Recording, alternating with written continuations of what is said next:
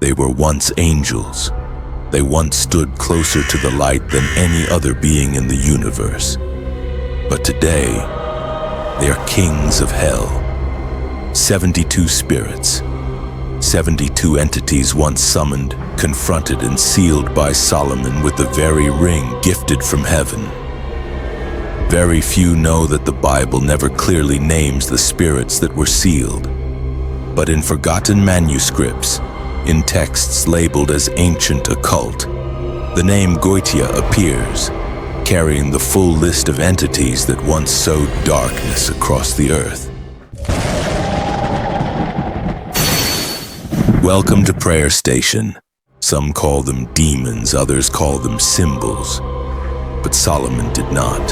He didn't analyze, he acted, he didn't research, he sealed, and he was never prideful, for he knew. Once pride opens its mouth, hell finds its door. But centuries after his death, something terrible happened. The ring vanished, and mankind, in one way or another, reopened the gate Solomon once sealed with both wisdom and tears.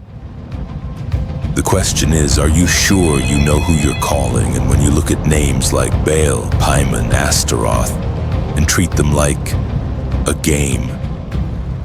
It all began with a simple request. In his dream, Solomon did not ask for gold or a mighty army. He only asked for wisdom to govern the people of God. But what he didn't expect was, when he asked for wisdom, he unknowingly asked for the responsibility to carry a battle the previous generation couldn't finish. According to ancient texts and extra-biblical writings, God did not only grant him wisdom, he gave him a ring. Not a piece of jewelry, but a divine seal engraved with the holy name and the symbol of heavenly authority. With that ring, Solomon could not only rule over men, but command the spiritual realms, including beings once cast out of heaven. People call it the Ring of Solomon, a symbolic object. But in the depths of Jewish mysticism and ancient Goetia manuscripts, it's not just a symbol. It is a seal, a divine judgment upon beings that belong neither in heaven nor on earth. That ring didn't seem dangerous until you understood what it could summon. Solomon quickly realized he wasn't just given wisdom. He was called to a mission no other king had dared to undertake, to confront, name, and seal away the rebellious spirits spreading chaos across the world. But because he knew that if no one did it, the world would become one giant altar for hell. And so he began the journey, naming each spirit one by one and closing one by one the gates the world never dared to look straight into. But this journey did not begin with a list of names. It began with the crack between light and darkness, widening before the king's very eyes. Solomon's time wasn't just a time of peace. It was also an era of an invisible crisis, a disturbance that even the priests in the temple could not explain. Plague spread without cause. People dreamed the same strange dreams. Children were born with eyes that seemed to have seen too much. And in broad daylight, shadows began to appear, shadows that did not belong to this dimension. With the ring in his hand, Solomon gradually realized this wasn't some anomaly. This was a crack, a fracture in the veil separating two worlds, the world of men and the world the Bible only described with one word: Sheol, the abyss. According to apocryphal texts in the Goetia manuscripts, that was when the rebellious spirits banished from heaven began finding their way back by slipping through the hearts of men. Not in physical form, but through dreams, through whispers in the night, through seductive, prideful thoughts, through things that made people believe they were discovering their own inner depths, when in truth they were being lured into strange territory. And that was when Solomon knew he could wait no longer. If he didn't act, the crack would become a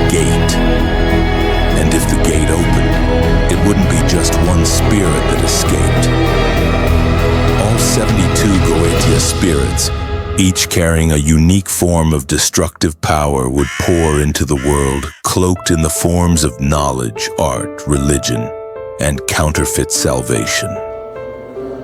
He began to pray, not with ordinary words, but with the urgency of a man who knew he was about to call out the names of ancient spirits, entities that even prophets had never confronted directly. And when he raised the ring, spoke the holy name, and sealed the ritual circles, the crack began to glow. That glow didn't come from heaven. It was hell reacting to being summoned properly. And then the first spirit appeared, not with a distinct form, but with the scent of ashes, the sound of both laughter and weeping, and the torment of one who once knew the light, but chose the darkness. That was the moment it began, when Solomon realized each spirit wasn't just a demon, but a forgotten chapter of history, a fragment of fallen memories from ancient angels. And he knew the next conversation would not simply be an expulsion, but a judgment. Solomon did not shout. He simply asked, "Who are you?" And Baal, for the first time after centuries of freedom, was forced to answer, "I am the king of the East. I command 66 legions. I make people vanish in the night, and I cannot be seen unless I will it." Then came the others. Agares, riding a crocodile, hawk in hand. Vasago, with eyes that could see the past and future. Gamagan, whose voice sounded like horses weeping from the pit. Marbus, lion-headed, bearing knowledge of medicine and disease. One by one they appeared, and one by one they were forced to declare their names, powers, ranks, and origins, like a divine interrogation before heaven's court. Solomon asked nothing from them. He did not bargain. He did not seek dominion. He only needed to know who ruled what, and how to restore the shattered order. And strangely, though born of darkness, the spirits had no choice but to obey the eternal law. When the ring was raised with the holy name, they could not lie. It wasn't magic that bound the first spirits. It was a man who knew he was small, yet stood in the authority of the Almighty. And from that moment on, the battle between truth and darkness ceased to be legend. It became chronicle. When the first spirit appeared, no one, not even Solomon, could have expected its form to be split into three. One human head, one cat's head, one toad's head. All three moved, all three spoke, each with a different voice, each a different layer of consciousness, as if representing three fractured identities of one being torn apart from within. It was Baal, once worshipped as a god, praised by ancient Eastern nations and in many traditions confused with or intentionally merged with Beelzebub or Beelzebul, the Lord of the Flies, or in another translation, the Lord of the Sky. Baal's appearance wasn't just a manifestation, it was a challenge. No roaring, no fire, no threats, just a quiet presence, almost smug. A spirit once celebrated by mankind, once offered thousands of sacrifices, now standing before the bearer of the ring that could seal all that power and smiling. "You called me, but do you dare to seal the faith of your ancestors?" Baal said. Solomon didn't answer. He wasn't fooled by appearance or words. He didn't come to debate. He came with authority. When he raised the ring, Baal's sigil lit up, a labyrinthine symbol etched into the air, and with a declaration in the holy name, he sealed the first spirit. But something unseen happened. When Baal was sealed, he left behind a trail of sound, like a whisper stretched across time, unclear yet repeating in Solomon's mind. It wasn't a curse. It was the haunting echo of an age when mankind admired the darkness and called it light. And that was just the first. After Baal came Agares, an old man riding a crocodile carrying a falcon able to make people freeze mid-flight. Then Vasago, the gentle spirit who reveals lost things. Then Gamigan, a knight with a voice like horses crying in hell. Then Marbus, who could both cause and heal disease, reshape the human form, and control ancient knowledge of biology and medicine. Solomon slowly realized these were not demons in the traditional sense. These were entities of knowledge, once participants in the divine, now twisting that same knowledge to derail humanity. They didn't kill with blades. They made people love the wrong things, learn the wrong things, believe the wrong things, and walk the wrong path. And each time he summoned a new spirit, the weight on his soul grew heavier. Not from fear, but from knowing that he wasn't just sealing powers, he was closing a gate mankind seemed too eager to reopen. But Solomon realized something deeper. Sealing power is one thing, but sealing man's desire for that power is something else entirely. And he knew the spirits to come wouldn't just test his authority, they would strike at the very core of his faith. Sealing a spirit is not like imprisoning a criminal. It is not simply about subduing. It is a spiritual event, where authority cannot rely solely on power but must come from alliance with the one who created those spirits. The ring that Solomon wore carried the power to summon, command, and bind. But Solomon quickly realized, if he relied only on the ring, he would be fighting alone. Alone against beings that were once angels. Alone against entities that knew the mechanics of light but chose to wield it to craft darkness. Alone was not enough. So Solomon established a covenant. He did not act like a sorcerer. He did not manipulate spirits for personal gain. He sealed them in the name of the Holy One. Each ritual was not a magical performance, but an act of worship.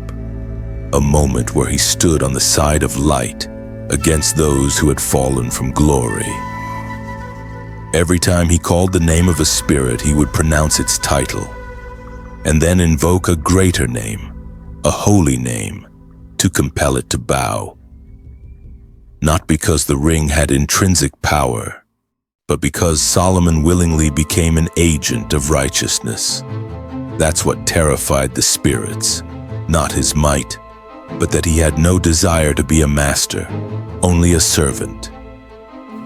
In one ancient manuscript, there is a recorded exchange between Solomon and one of the most powerful spirits, believed to be Beleth, a king of wrath who demanded music to be played before he would appear. You have the ring, but do you have the commitment? For if all you seek is control, then sooner or later you will become one of us. Solomon did not answer.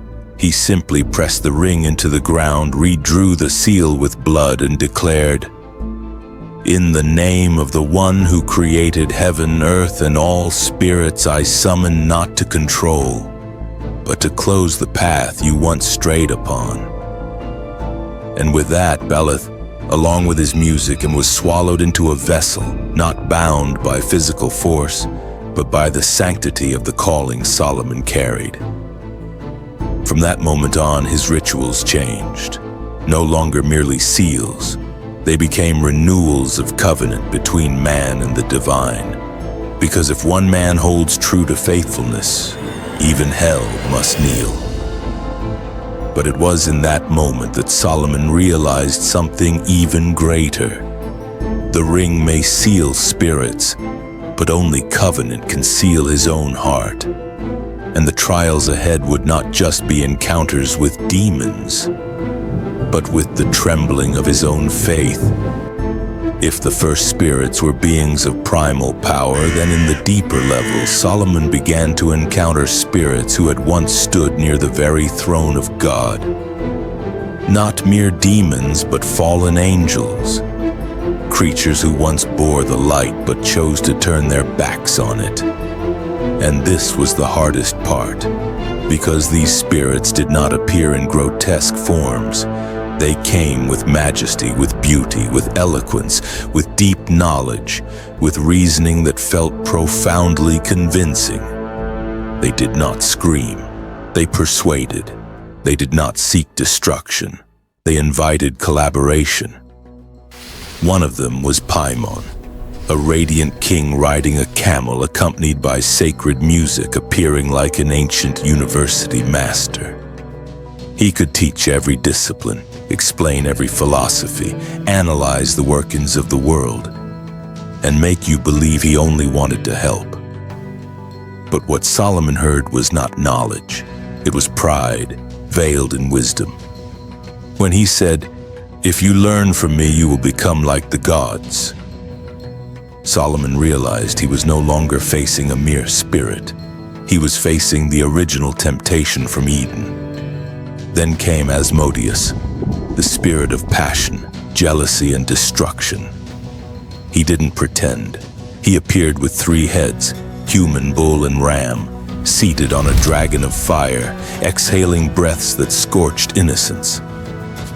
Solomon wrote in one manuscript, "The air in the room felt suffocating, not from fear, but from desire made flesh." This was no longer a battle of power. It was a test of discernment. Solomon had to constantly ask himself, am I confronting truth or a layer of counterfeit light? Because those who once stood nearest the light are the ones who know how to disguise darkness in light best. Sealing these spirits was not merely summoning, it was confronting the fragile parts of his own soul. A little compromise, a little cooperation, a little pride, and the ring would lose its power. Solomon would not just lose his authority, he would lose his soul. That's why he never allowed himself to stand alone. He constantly invoked the holy name, constantly purified his rituals, fasted, prayed, and rebuilt the fear of God amidst an empire seduced by success. Because he knew, the deeper he went into the Goetia, the fewer spirits resisted. They didn't want to fight. They wanted to convince him there's no need to seal us. We can work together. And that is the most dangerous trap of all. When darkness stops resisting and starts being sweet. At that moment, the one who holds the ring no longer needs courage, but must be more discerning than the angels themselves. Legend says that after sealing the final spirit, Solomon did not celebrate.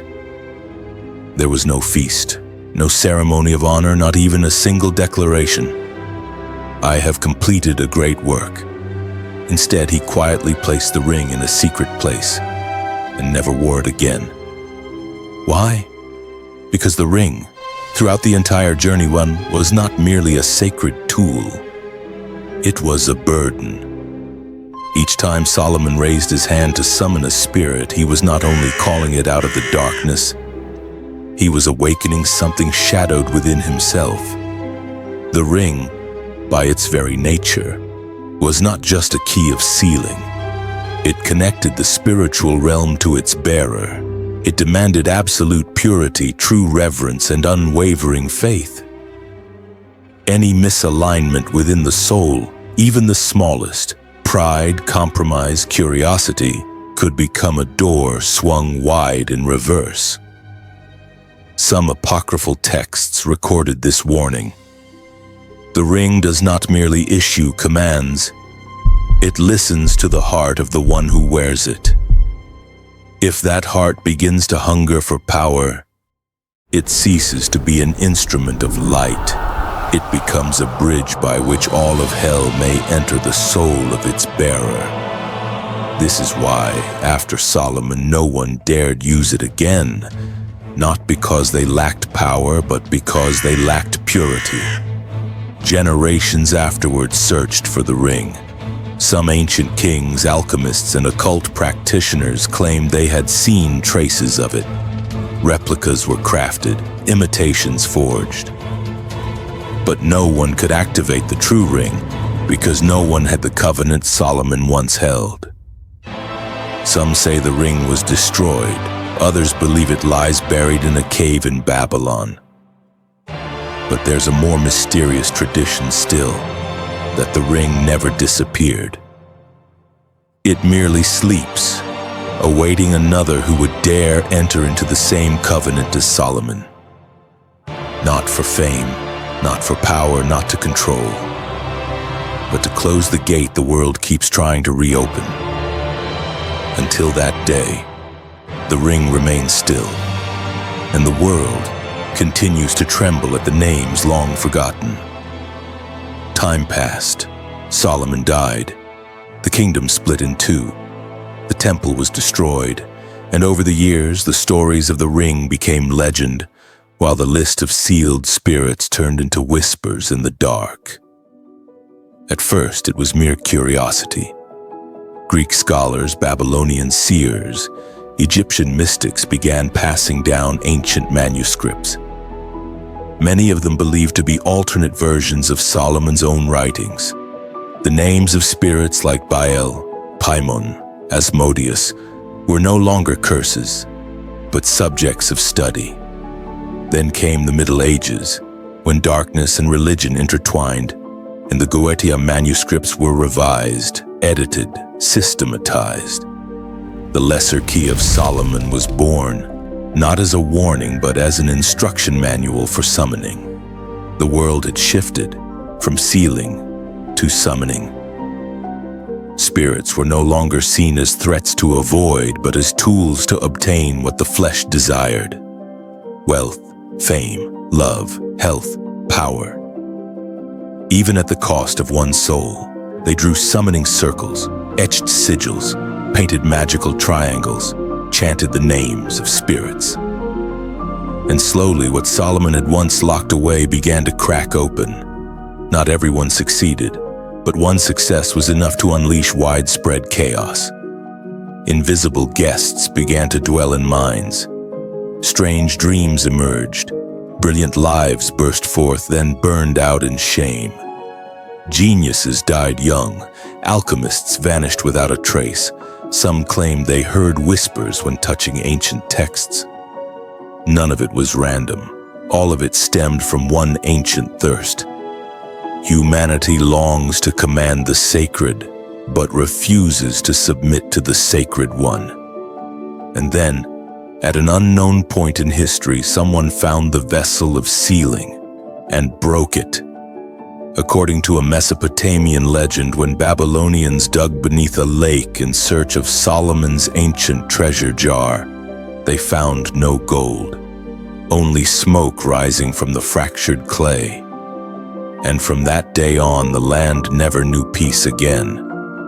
No one knows the full truth, but the list of the 72 Goetia spirits no longer slumbers in ink and parchment. They have emerged, not in form, but in influence. They may appear as a desire, an idea, a vision cloaked in enlightenment, but rooted in destruction. And the most terrifying part is this. Today, many call their names, without knowing who or what they're calling.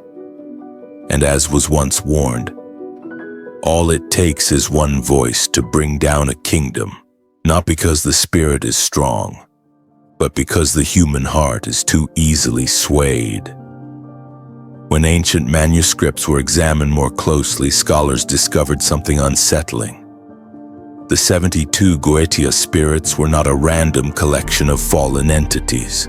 They were organized, structured, ruled.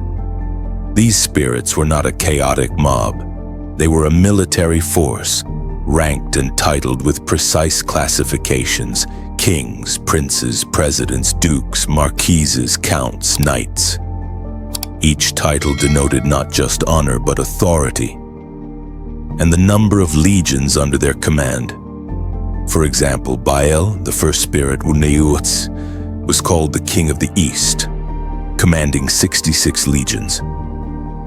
Paimon, among the most powerful, had 200 legions. Spirits like Asmodeus, Balaam, and Beleth were not only regional rulers but also false prophets wielding intellect to deceive faith itself.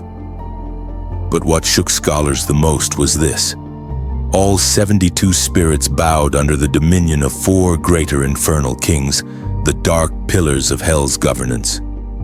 They were Amaimon, king of the East, the embodiment of deception dressed in light; Corson, king of the West, the essence of compromise and counterfeit glory; Ziminiar, king of the North, cold, strategic, a manipulator of religious order; Gop, king of the South, the master of hidden desires and emotional control. According to many traditions, these 4 were not separate entities but 4 manifestations of a singular will. Lucifer himself. 4 directions, 4 faces, 1 fall, 1 agenda. They did not need to appear. They did not need to be summoned. Their dominion was felt through the workings of the spirits beneath them, drawing mankind ever farther from the source of light. And this is what Solomon realized too late. While he sealed spirit after spirit, he was only locking away links in a chain. But the central will could not be sealed unless heaven itself intervened. In today's world, those who invoke lower spirits may think they're merely studying mysticism or exploring ancient knowledge. But in truth, they are opening doors for the ruling powers of darkness to re-establish their dominion, not over lands, but over the hearts of humanity. A dominion masked as science, disguised as art, shrouded in philosophy, dressed in religion, but always leading to the same end: the worship of self and the rejection of God. And that is the true horror. They do not need to destroy with violence. They only need to convince us that we no longer need God to become like God.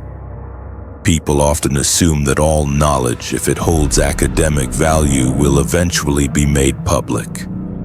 But with Goetia, that is not the case. Many ancient manuscripts, especially those detailing the 72 spirits and summoning ritual, were redacted, censored, or vanished entirely from church libraries starting in the 13th century. Not because they were too mythical, but because they were too real. Some medieval records state, there are things that should not be made public, for knowledge without spiritual discernment becomes a curse. Goetia, originally meaning the art of summoning spirits, was once studied by early Jewish, Christian, and Islamic scholars. But when the Orthodox Church gained influence, a purge of spiritual knowledge occurred. They preserved the Bible. They kept the Word of God. But they sealed away writings that could reopen doors to the darkness. Why? Because they knew a terrifying truth. Some keys still exist, not made of metal but of words, symbols, and rituals. And if placed in the wrong hands, they would not only break the gates of hell, they would unlock doorways within the soul of the reader. Many copies of the Lemegeton, also known as the Lesser Key of Solomon, were altered during the 17th century. Diagrams were removed. The order of spirits was shuffled. The details of sealing rituals, and especially the sacred name Solomon used to bind each entity, were lost or obscured. Some say the Vatican holds the original. Others claim the Freemasons, the Illuminati, or ancient esoteric orders preserved them as tools of influence and control. But regardless of who holds them, the truth is this: they have never been fully released to the public. The Church's silence on Goetia is not mere avoidance, it is a protective strategy. Because they understood, All it takes is one generation driven by pride and curiosity for summoning to become a trend instead of a taboo. And that is exactly what we are seeing today. Goetia is no longer hidden. It is openly shared in books, movies, YouTube videos, even in fashion and video games. No one is afraid anymore, but that is the true danger. When fear disappears, when the human soul is already too close to the threshold of a seal once broken. After everything, one question still remains. If Solomon was the one whom God entrusted with the authority to seal the most powerful spirits that ever existed, then why are they still active? Why do people still feel their influence, still hear whispers, still fall under their enchantment even today? The answer doesn't lie in the ring's power. It doesn't lie in the Goetia. It lies in the spiritual legacy Solomon left for those humble enough to listen. According to a hidden manuscript known as Clavicula Salomonis, the Secret Testament, before Solomon died, he left this message. I did not destroy them. I only restrained them so that one day humanity would see clearly that the danger is not in the power of darkness, but in the desire for darkness within their own hearts. And on that day, if even one person stands, not with a ring, but with true reverence, the seal will be restored. In other words, Solomon never intended to eliminate the 72 spirits, because they are living proof of the fall, of angels cast from the light, of the consequences of pride, and also of the sacred gift of free will that God gave humanity. If he destroyed them, then mankind would no longer have a choice. But because he allowed them to remain, mankind has a chance to choose what is right and be saved.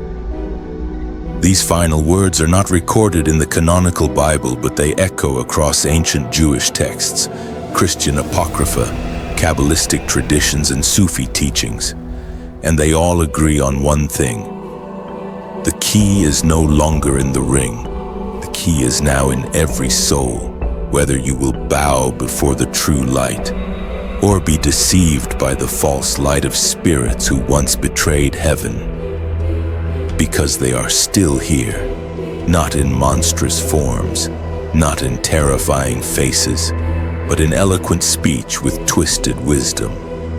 In religion that's been distorted, in calls to power, in dreams of enlightenment without God, and in the hearts of those who believe they can control the world through knowledge without ever learning obedience. Here's the message Solomon left behind. If I once sealed them with prayer, then let the final generation seal them with faith. When examining the journey of Solomon and the 72 Goetia spirits, the first mistake readers often make is assuming this is merely a mythological list of demons, an ancient occult story disconnected from our modern age. But from a spiritual perspective, this is not history. It is prophecy. Each spirit in Goetia symbolizes a fallen aspect of humanity. Pride, lust, compromise, corrupted knowledge, hunger for power, deception, and a faith turned into a tool. When humans stop viewing these as dangerous and begin calling them talent, enlightenment, or success, the seals aren't broken in heaven, they're broken inside the soul. The Ring of Solomon, as previously explained, was not just a tool of power. It was the symbol of spiritual authority granted through absolute obedience to the Most High. And that obedience did not come from intellect, it came from inner brokenness, a heart humbled in fear of God more than fear of darkness. Meanwhile, today's summoners have rituals, they have knowledge. They have ancient books, systems, methods, but they lack holiness. And that creates the perfect ground for the spirit Solomon once sealed to rise again, not through horrific manifestations, but through ideas, through education, culture, entertainment, and even theology. They don't need to be believed, they just need to be forgotten. Forgotten that once there was a man, because he feared God, who dared to seal them one by one through prayer. Today, the wave of esotericism, ancient magic, Goetia rituals, and Solomonic spells is flooding YouTube, TikTok, and pop culture. Even worse, many young people pursue Goetia not in fear but curiosity. And that is the most dangerous thing, because you can only fight what you recognize as evil. You cannot guard against what you believe is harmless. Solomon was not perfect. He fell, he compromised. But before that, he made a covenant. And through his example, both in faithfulness and in failure, our generation receives this warning. You are not safe from darkness because you're strong. You are only safe because you remain obedient. You think the 72 spirits of Goetia are just folklore. You think the rituals of summoning exist only in dusty books. You think those strange symbols, ancient names, and Solomon's ring have faded into obscurity? You're wrong. The world isn't silent, it's disguised. Everything Solomon sealed is returning today, not through form, but through ideology. It may be hidden in best-selling books, in popular music, in educational philosophies, in corrupted sermons preached inside churches, and in the minds of young people lured by knowledge without the fear of the Lord. You may not believe it, but your disbelief doesn't stop them, because the 72 spirits of Goetia don't need your belief. They only need your curiosity. So the question is, which side are you on? Will you be the one searching for the ring to use it for yourself? Or the one who rises to warn a generation unknowingly unlocking what Solomon once sealed? Solomon once used the ring to bind spirits, but today only uncompromised faith can shut the gate of darkness. If you feel this is more than just a story, if you see the world slipping into a false light, if you know someone walking the wrong path, don't stay silent. Share this video with them. Subscribe to the channel to uncover biblical secrets and real spiritual weapons. And most importantly, keep your heart pure, because today you might be the one carrying that invisible ring.